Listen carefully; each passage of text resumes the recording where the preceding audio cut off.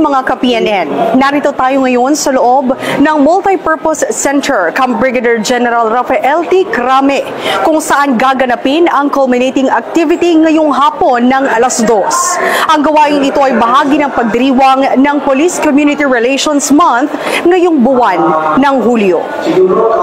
Inaasahang magtitipon-tipon ang mga pangunahing opisyal at kinatawan mula sa pambansang kapulisan, pamahalaan at iba't ibang sektor ng lipunan sa Multipurpose Center, Camp Brigadier General Rafael T. Crame, Quezon City, ngayong hapon ng alas 2, ika-31 ng Hulyo taong 2025, para sa culminating activity ng ika-30 Police Community Relations Month. May temang sa bagong Pilipinas ang gusto ng pulis, ligtas ka.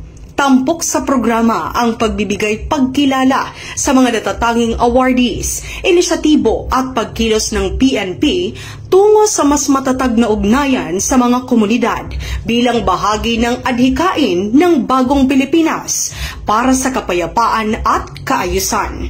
Panauhing pandangal at pangunahing tagapagsalita sa okasyon si Police General Nicolas D. Torre III, habang makikibahagi rin si Attorney Rafael Vicente R. Calinisan, Commissioner, Vice Chairperson at Executive Officer ng National Police Commission o NAPOLCOM, bilang isa sa mga natatanging panauhin.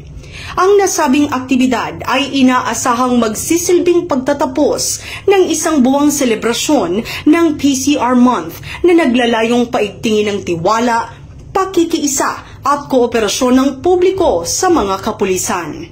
Magsisilbi rin itong plataporma upang kilalanin ang mga huwarang programa at tauhan ng PNP na nangunguna sa pagsusulong ng community engagement at public safety.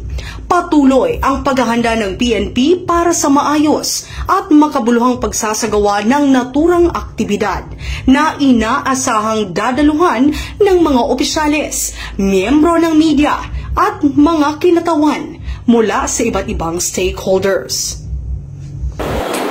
Mula dito sa Multipurpose Center, Camp Brigadier General Rafael T. Crame, ako ang inyong PNN correspondent, Patrolwoman Melanie Mapa, nagbabalita para sa Police News Express.